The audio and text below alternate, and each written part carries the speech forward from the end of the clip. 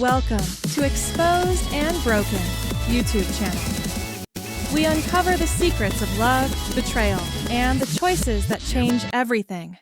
The day I met Daniel, I thought the universe had finally decided to give me my fairy tale. He wasn't just charming, he was the kind of man who made you feel like the only woman in the world. The way his fingers lingered a second longer on mine, the way his eyes locked onto me in a crowded room, it all felt like destiny. 15 years. That's how long we had been together, and for most of those years, I thought we were solid. Sure, we had our fights, like any couple. But Daniel was my rock. My best friend. We had been through job losses, family drama, even that one scary health scare. We always came out stronger. When he proposed, I didn't hesitate. 7 years into our relationship, marriage felt like the natural next step. A celebration of everything we had built. I remember standing in the bridal boutique, trying on a lace gown, and thinking, this is it. I've won. I had no idea that, just weeks before the wedding, my perfect world was already cracking. Inciting incident, the first betrayal. It started with something small. A notification that popped up on his laptop while he was in the shower. It wasn't snooping, not really.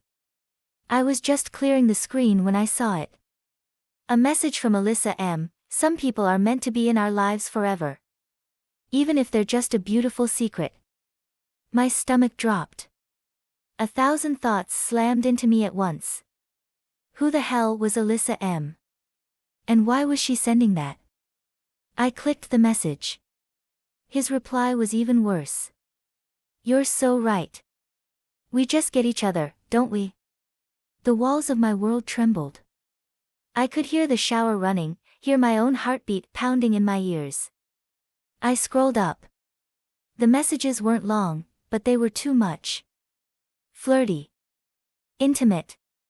Familiar. I wanted to throw up. By the time he stepped out, towels slung low around his hips, I was already shaking. Daniel, I whispered. Who is Alyssa? He blinked, eyes flicking to the laptop for a split second, too fast, but I caught it. What? I turned the screen toward him. This. My voice cracked. Who is she? And just like that, I saw it, the first glimpse of the man I hadn't yet realized I was marrying. His face went blank, then hardened. Are you serious right now? He scoffed. You're actually going through my messages. Gaslight. That was the word I would later come to understand. But at that moment, I felt my own certainty slipping through my fingers. I stood my ground. I wasn't going through anything. It popped up. What is this? He exhaled, shaking his head like I was the one being unreasonable. It's nothing. Just a coworker. We send each other dumb quotes sometimes. Jesus, you're overreacting. Overreacting. The word stung like a slap.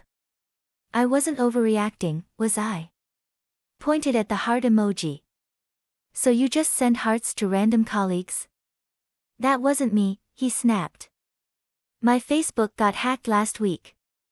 I told you that. You really think I'd be that stupid? Doubt crept in. He had mentioned something about his account acting weird. Hadn't he? He sighed, stepping closer, his voice softer now. Baby, come on. I love you. I'm marrying you. Why would I mess that up? I swallowed hard. Maybe I was jumping to conclusions. Maybe it was nothing. So, I let it go. Rising tension, the seed of doubt. The wedding went on as planned. I walked down the aisle, promised forever, and convinced myself that trust was about choosing to believe in someone. But something inside me had changed. It started as a whisper in the back of my mind, growing louder over time. The way he tilted his phone away when I walked into the room. The nights he stayed out, for work. The moments when he was affectionate, almost too affectionate, like he was overcompensating.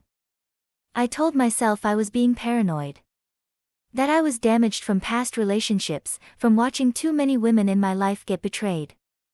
Then, one night, I woke up at 2 a.m. to find him missing from bed. I found him in the living room, sitting in the dark, phone glowing in his hands. He didn't hear me come in. I saw the name before he could hide it. Alyssa M. Something inside me snapped. Are you kidding me? I blurted. He jumped, eyes wide.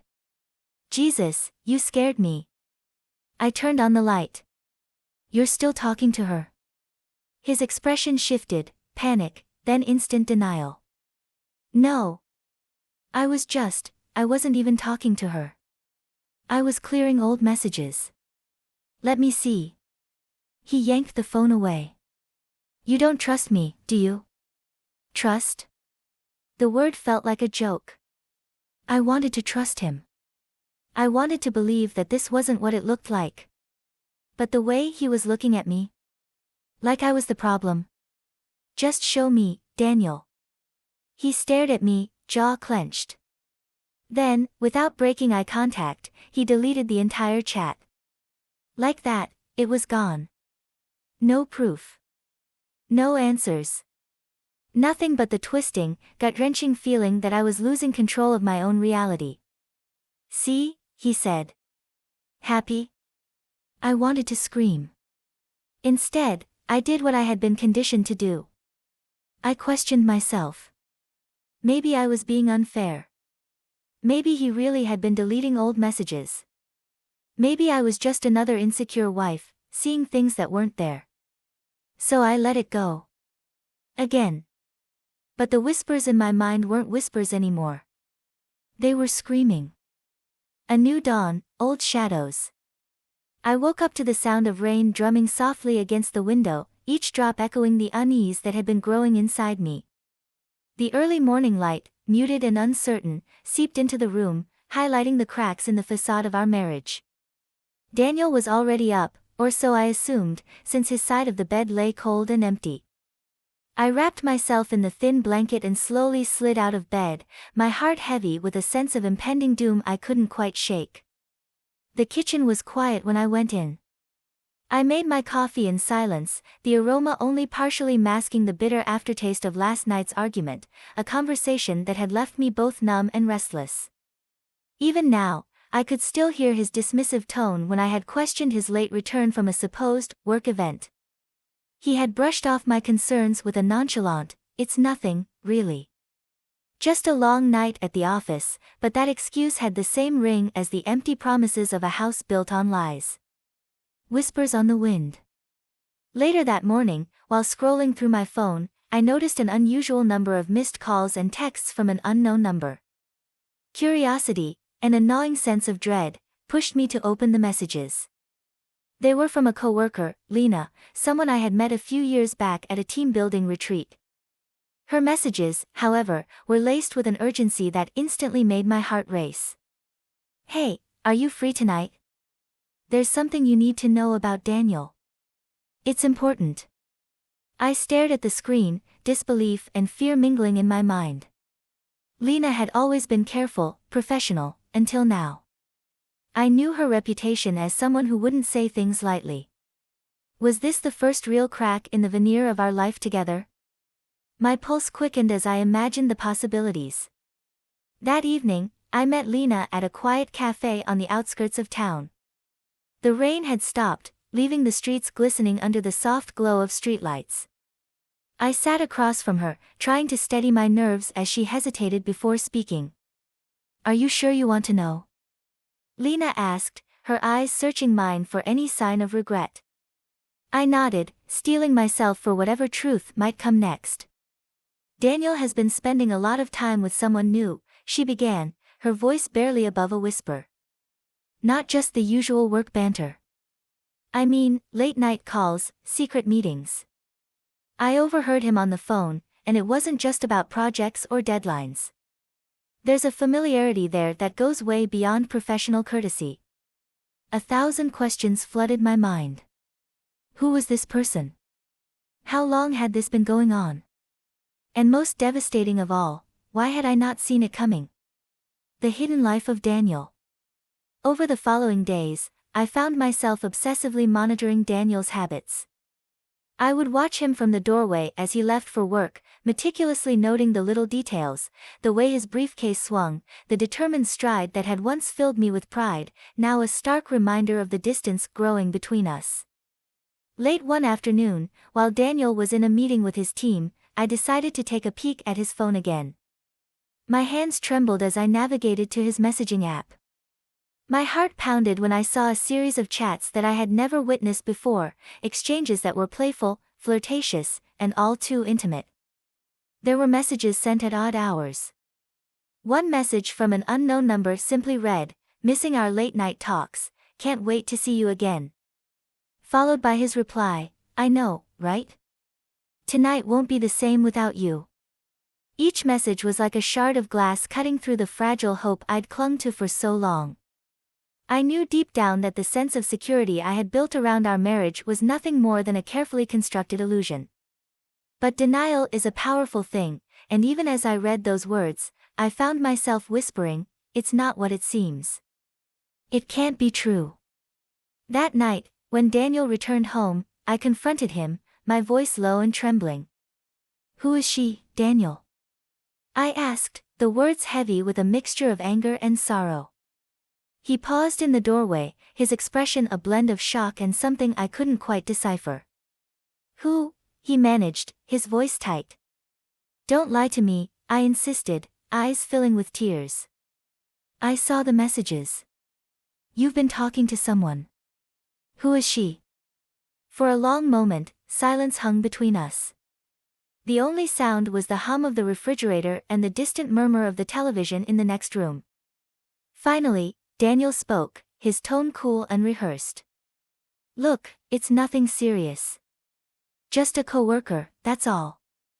You're overreacting." His eyes darted away, and I could see the flicker of something, guilt, perhaps, or the calculation of damage control, pass through them. But I wasn't convinced. My mind raced with the possibilities of deception. I remembered Lena's urgent warning, the secretive glances, the whispered phone calls. And then there was the memory of that first betrayal, the text from Alyssa, and the uneasy feeling that had never truly gone away. The descent into uncertainty.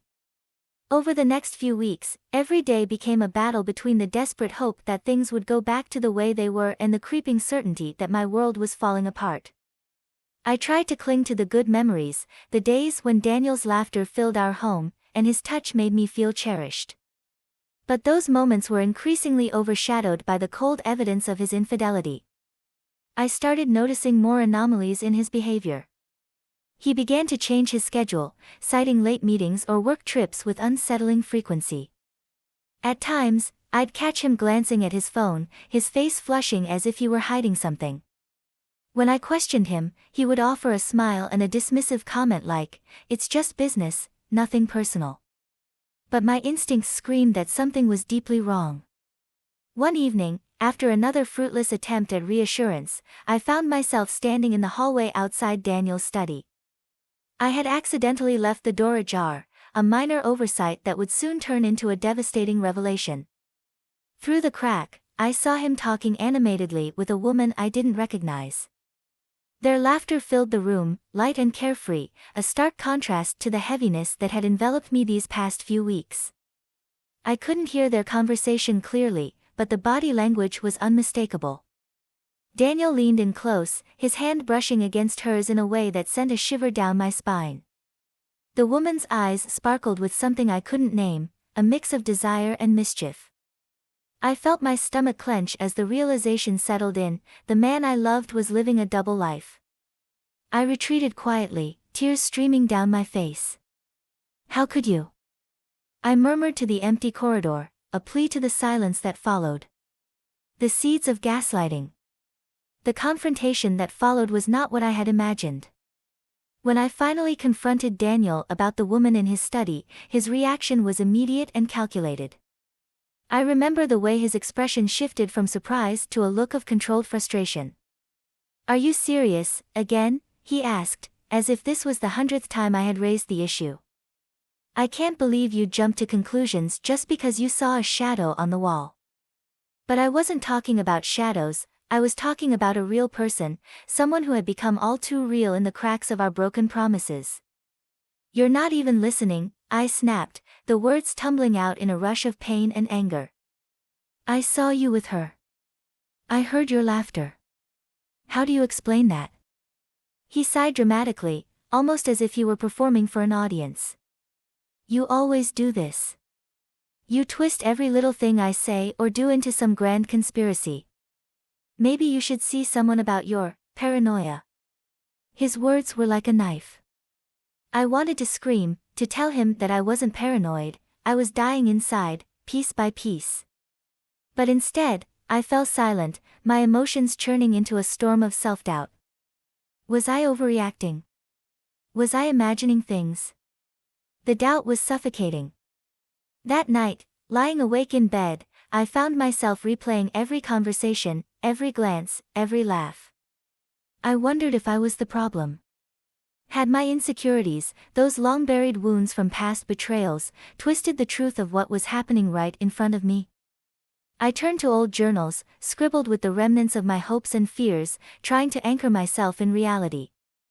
But even the words on those pages, once a source of comfort, now echoed with the bitter irony of my predicament. "Trust is a choice," I had written in one entry. But now, every choice felt tainted by deception. Escalation, a dance with shadows. Days turned into weeks, and the chasm between Daniel and me grew wider with each passing moment. The laughter in our home had been replaced by a heavy silence, and the warmth of our shared memories was now an icy reminder of what I had lost.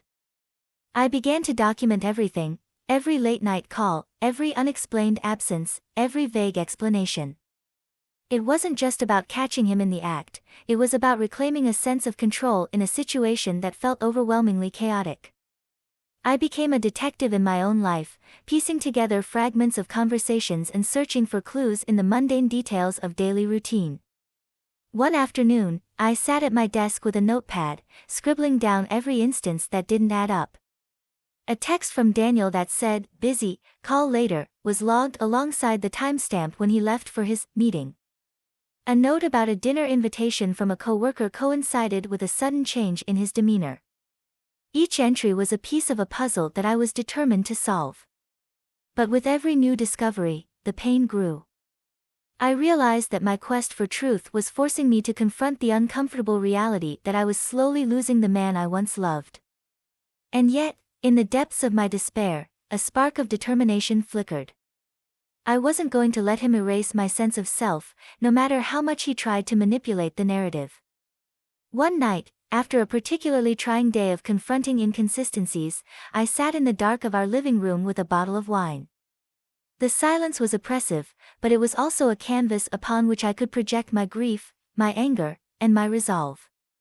I poured my heart out in a journal entry that I later titled, "The Unraveling." "Every lie is a thread in the tapestry of our demise," I wrote, my pen trembling. "And with every secret, the fabric of our life together tears a little more. I don't know how to fix this, or if it's even possible. But I do know that I can't keep living in the shadows of deceit." A twist in the tale. Then, on a cold Thursday evening, just as the autumn wind began to bite, an unexpected twist jolted me from my spiraling thoughts. I was in the kitchen preparing dinner when Daniel's phone buzzed with a message notification.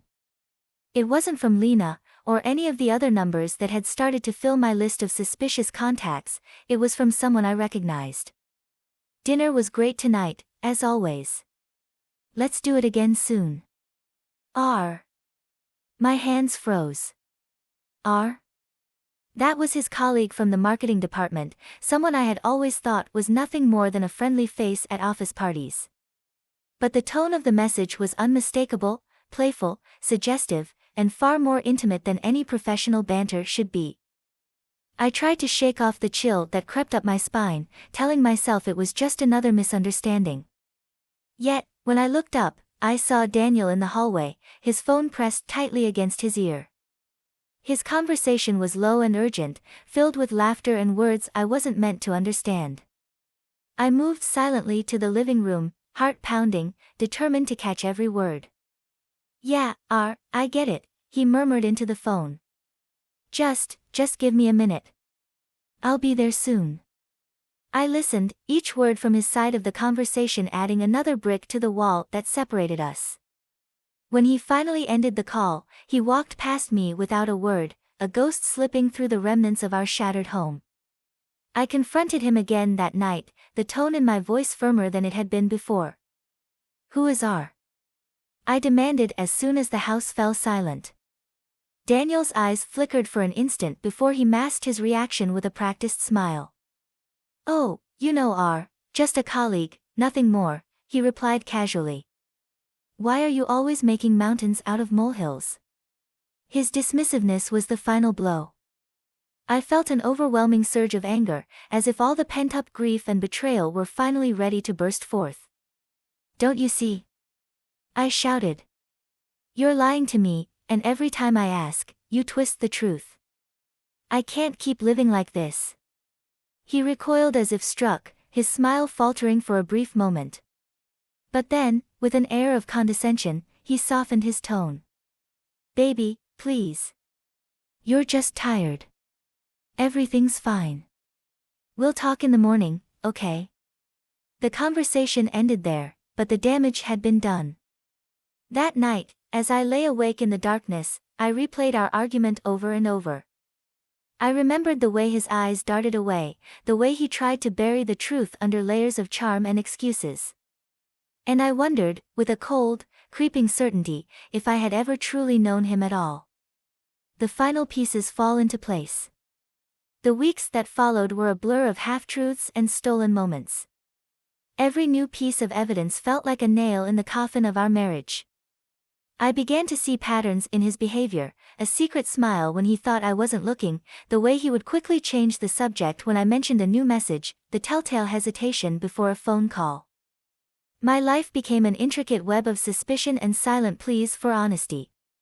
I confided in Lena once more, desperate for a perspective that wasn't clouded by my own hurt. I just don't understand how I missed all of this, I sobbed into her comforting embrace. I trusted him with everything, and now I feel like a fool. Lena's eyes were soft with empathy as she replied, It's not your fault. You gave him every chance. But sometimes, people hide behind the mask of normalcy until the lies catch up with them. Her words, though meant to comfort, only deepened my resolve to find the truth. One evening, driven by a mix of despair and determination, I decided to set up a small recording device in our study, the room where Daniel spent most of his time after dark. I wasn't sure what I was hoping for, but I needed evidence. I needed to confront the dissonance between the man I loved and the man he was becoming. Days passed, and every creak of the floor, every whispered conversation beyond the study door, filled me with both dread and a twisted hope that soon, I would finally understand. And then, one night, I heard it, a clear, unmistakable laugh, followed by the sound of hushed conversation that wasn't meant for my ears. The voice was unmistakable. Daniel was with someone, and the conversation was intimate. Every word he spoke was a betrayal. I listened, heart pounding, as he made promises and shared secrets that shattered whatever remnants of trust one had left. I couldn't tear myself away, even as tears blurred my vision. That night, I knew beyond doubt that the life we had built was crumbling, thread by thread. Confrontation and the breaking point. Armed with the recordings and a heavy heart, I confronted Daniel the next morning. The sun was just rising, casting long shadows in our living room as if to mirror the darkness that had settled between us. I placed the recorder on the table, its presence a silent testament to my discovery. Daniel, we need to talk, I said, my voice steadier than I felt. He looked at me, confusion and irritation mingling in his eyes. About what? About us, I replied, taking a deep breath. I've been listening to what you've been saying when I wasn't around. His face drained of color, and for a moment, the mask slipped. I don't know what you're talking about, he stammered. Don't lie to me, Daniel. I know everything. The words came out sharper than intended. The messages, the late-night calls, the secrets. How long have you been living this double life? For a moment, silence reigned. I could hear the ticking of the clock on the wall as Daniel's eyes darted around, searching for an escape, a lie that might somehow make it all go away. But the truth was there, undeniable and cruel. "Okay," he finally said in a hoarse whisper. "I've made mistakes. But it isn't what you think." Save it." I interrupted, my voice breaking with anger and sorrow. "You've been lying to me. Every day, I've been begging for the truth, and instead, you've offered excuses and empty promises." His shoulders slumped, and for a brief moment, I saw the remorse in his eyes. But even that, I realized, was just another manipulation, a fleeting glimpse meant to ease his conscience, not mine. "I'm sorry," he muttered, the words sounding hollow in the still morning air. "Sorry isn't enough," I whispered, tears streaming down my face. "I trusted you with everything. I believed in us, in the future we'd build together. And now I see that everything was a lie." I turned away, the pain too raw to bear the sight of him. The recorder sat between us, a silent witness to the unraveling of a life we had once dreamed of together. A glimmer of resolve in the weeks that followed that confrontation, the atmosphere in our home was charged with a palpable tension. Daniel's attempts to reconcile were met with my icy resolve. Every time he tried to draw me back into a web of excuses, I would feel that same, unbearable betrayal surge through me. I started to notice the little things, a text on his screen that glowed with intimacy, a lingering touch that wasn't meant for me, and each one pushed me further away. The man I had once known was disappearing, replaced by someone I could barely recognize. And I was left to wonder if I had ever truly known him at all. The final blow came unexpectedly one rainy evening. I was in the middle of packing a few things into a box, mementos of a past that no longer held any promise, when I received a notification on my phone. It was a TikTok message, one that chilled me to the bone. The message read simply, "Hey, where are you? We need to talk." Massage parlor. I stared at the screen, my heart pounding in disbelief. This wasn't just another flirtation, this was a confirmation of a betrayal I couldn't ignore. Daniel was not only cheating, it was becoming an obsession of deception, a labyrinth of lies with no exit in sight. I confronted him one final time that night. The confrontation was explosive, a torrent of anger, hurt, and disbelief that had been simmering for too long. "I can't do this anymore, Daniel," I shouted, voice cracking. "I won't be a part of your web of lies. I won't live in a home filled with secrets and betrayal." He tried to interject, his voice desperate and pleading, but I couldn't hear him over the roar of my own emotions. The finality in my tone was unmistakable. I was done with the gaslighting, the endless manipulation, and the erosion of my self-worth. The unraveling complete. That night, as I sat alone in the dark of our living room, the realization hit me like a tidal wave. Every betrayal, every lie, had led to this moment of irrevocable truth. I had watched my life crumble, piece by piece, and though the pain was excruciating, there was a strange sense of liberation in it too. For the first time in what felt like an eternity, I wasn't questioning my own reality, I knew exactly what was happening. I began to pack not just my belongings, but also the remnants of a life built on promises that were never meant to be kept. I documented every conversation, every text, every deceitful smile. With each item I boxed up, I shed a layer of the person I had once been, a person who believed in a love that turned out to be nothing more than a mirage. As the clock ticked towards midnight, I took one last look around the room, the place where I had laughed, cried, and dreamed. The silence that greeted me was both heartbreaking and affirming. I was no longer the woman who lived in the shadow of another's lies.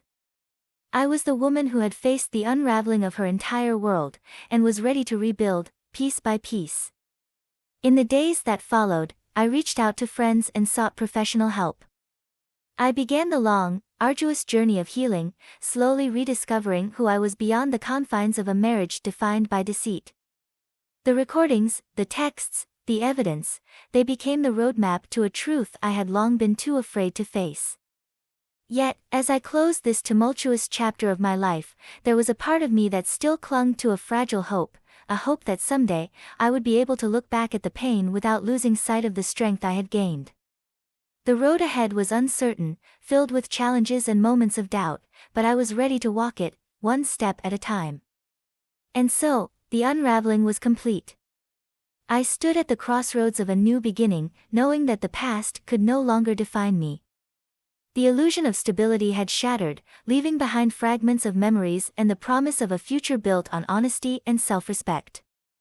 As the rain finally gave way to a pale morning light, I took my first step into a life that was mine to reclaim. With every stride, I whispered to myself, I am worth so much more than this. And though the scars of betrayal would forever be a part of me, they no longer held me captive. I was free, and that was the greatest truth of all. The path to liberation. The aftermath of goodbye. The day after I left, the silence in the empty house felt both oppressive and strangely freeing. I stood in the doorway of what had once been our shared life, a space filled with echoes of laughter, whispered promises, and now, the lingering residue of betrayal. Every room told a story: the kitchen where Daniel once made me pancakes on lazy Sundays, the living room where we'd planned our future on quiet evenings. Now, each piece of furniture, every stray photograph, became a symbol of the past I was determined to leave behind. I took a deep, shuddering breath.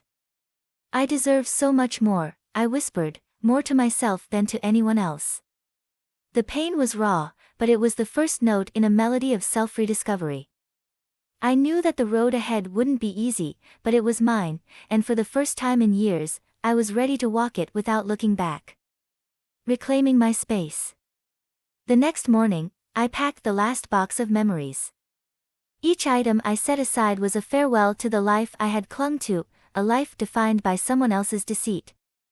With a box full of photographs, letters, and mementos, I drove away from the house that had been both my sanctuary and my prison. The cool autumn air brushed my cheeks, and as I glanced at the open road ahead, a spark of hope ignited within me. Wow, I never imagined I'd feel this light. I moved into a small apartment downtown, a modest, sunlit space with large windows that welcomed the day. The first step was clearing the clutter of the past, both physical and emotional. I began by rearranging the space, painting the walls a warm, inviting yellow, and bringing in new pieces that reflected who I was becoming, not who I had once been. Each brushstroke was a small act of rebellion against the darkness of betrayal. One evening, while setting up a shelf in my new living room, I found a postcard tucked inside an old book. It was from a time when I believed in the magic of simple joys, words of encouragement written in bright ink that had once made me smile. I pinned it to a corkboard above my desk, a reminder that beauty could be found even in moments of sorrow. The journey of self-discovery. With the physical move behind me, the real work began, the journey inward. I enrolled in a creative writing course at a local community center, a decision that surprised even me. I always loved words, but for so long, my own story had been overshadowed by someone else's narrative. Now, I wanted to reclaim it. The classes were filled with people from all walks of life, each with their own scars and triumphs. In that diverse tapestry, I saw reflections of my own struggle and the universal quest for healing. One afternoon, after a particularly stirring class discussion about finding one's voice amidst chaos, I stayed behind to talk with the instructor, Maria. I've spent so long believing that love meant sacrifice, I admitted, my voice trembling with the raw honesty of someone who had been deeply hurt. But now I realize it's about honoring who I truly am. Maria smiled gently and squeezed my hand. The first step to liberation is recognizing your worth. You're not defined by the pain you've endured, but by how you rise above it. Every scar is a reminder of the battles you've won. Wow, those words hit home, I thought, feeling something shift inside me. Over the following weeks, I poured my feelings into journals and stories. I wrote about the betrayal and the heartbreak, but also about the moments of unexpected beauty, a quiet sunrise, a kind word from a stranger, the healing power of laughter. My writing became both a confession and a celebration, a tribute to my resilience. Slowly, I began to see myself not as a victim of deceit, but as a survivor with a voice that deserved to be heard. Facing the fallout. Healing wasn't just an internal journey, it meant confronting the fallout in every corner of my life. Friends, family, and even colleagues had taken sides during the storm of betrayal. Some expressed pity, others offered unsolicited advice, and a few, regrettably, distanced themselves altogether. But amidst the noise, I found a few steadfast allies. One evening, I met with my old best friend, Jasmine, at our favorite cafe. Over steaming mugs of chai, she looked me in the eyes and said, "I've missed the real you, the woman who was brave enough to believe in herself. You don't have to apologize for healing." Her words were simple, but they fortified me.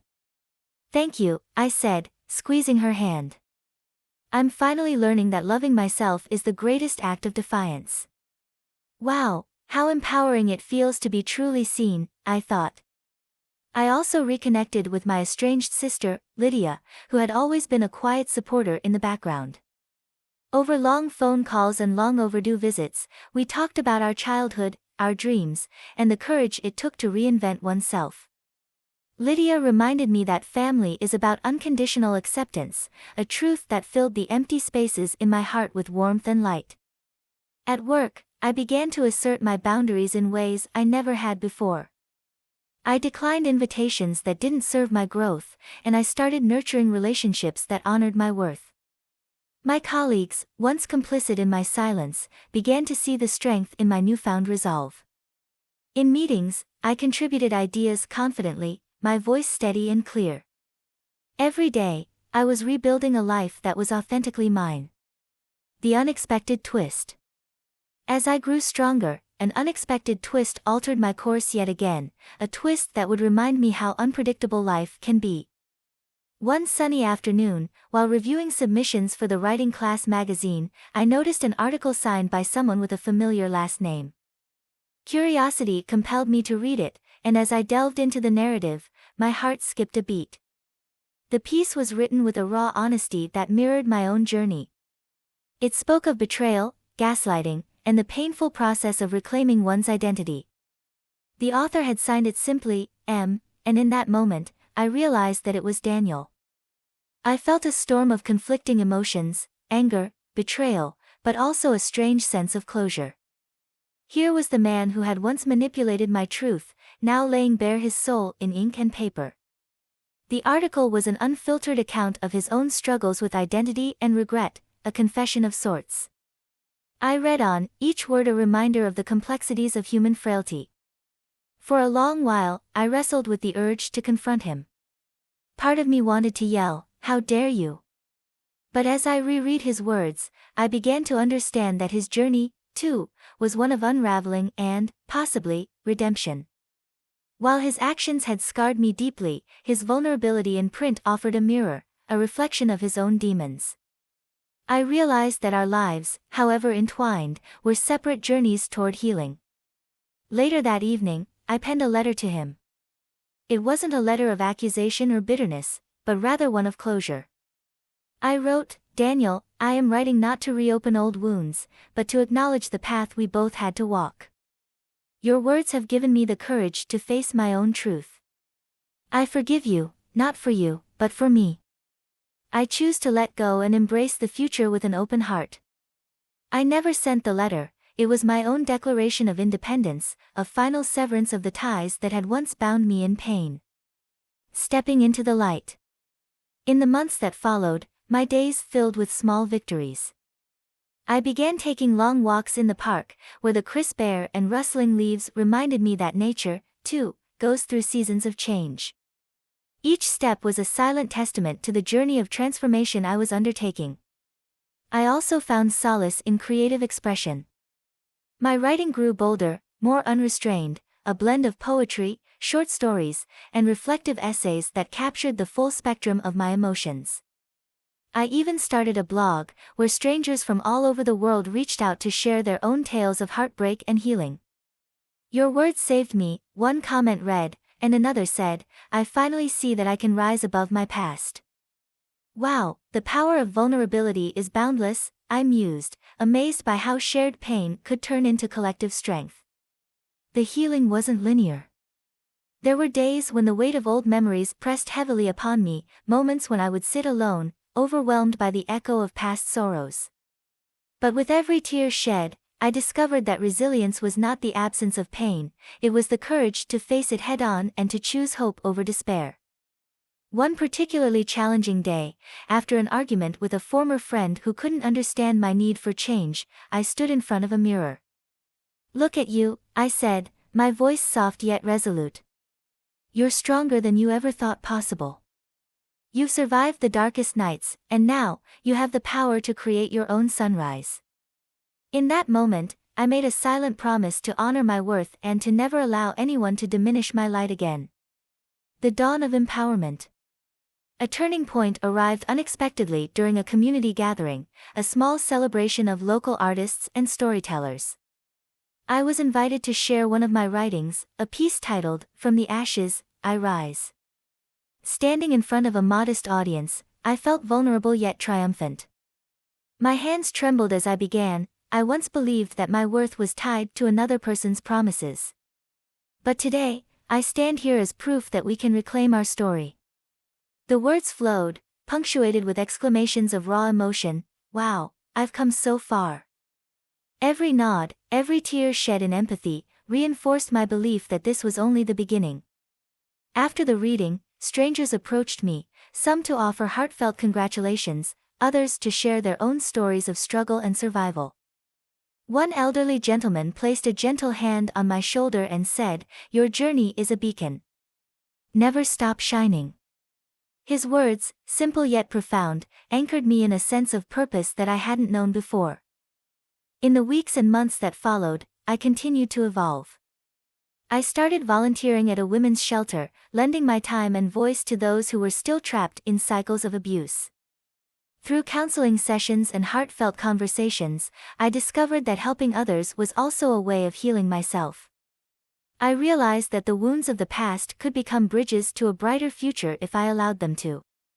Hello guys. Sorry to interrupt, please like and subscribe. Embracing a new identity. Now, as I sit in my cozy apartment surrounded by the soft glow of twilight, I reflect on the journey that brought me here. I am no longer defined by the deceit and betrayal that once nearly broke me. I am a mosaic of scars and strength, a woman who dared to break free from a life that was never truly hers. The pain is still there, but it no longer has the power to hold me back. Instead, it serves as a reminder of the incredible resilience within me. I've learned to celebrate my individuality, the quirks, the passions, and the fierce determination to live authentically. Every morning, as I wake up to the sound of birds chirping and the gentle hum of a new day, I whisper to myself, I am enough. I am whole.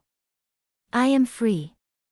Wow, what a transformation, I think, smiling at the reflection of a woman who has weathered storms and emerged radiant. I've also come to understand that liberation isn't a destination, it's an ongoing process. There are still moments of vulnerability, times when the old wounds threaten to resurface. But I now face them with a heart fortified by self-love and a spirit emboldened by my journey. I know that I am not defined by the past, but by the strength I've harnessed to build a future filled with hope and possibility. A future reclaimed. The path to healing is filled with twists, turns, and moments of profound self-discovery. My journey continues, sometimes with laughter, sometimes with tears, but always with the unshakable belief that I am the author of my own story. I've learned that the road to empowerment isn't paved with perfection but with the courage to embrace imperfection and to honor every part of who I am. As I close this chapter, I look ahead with optimism. The woman who once wept in the shadows now stands tall in the light, ready to greet every challenge with a fierce smile and an open heart. The memories of betrayal, the scars of deceit, and the long nights of doubt have all become part of the tapestry that makes me uniquely resilient. I now understand that every twist in my story, every painful turn, was a necessary step toward discovering the truth about myself. And so, with hope in my heart and a newfound strength guiding my every step, I continue forward, undaunted, unbroken, and unapologetically me. Wow, What a journey it has been. I think as I open the door to a new day, a day filled with promise, self-love, and the endless possibility of a life reclaimed. The past is behind me, but its lessons remain, woven into the fabric of a future that is entirely my own. Forget to turn the bell on and like and subscribe.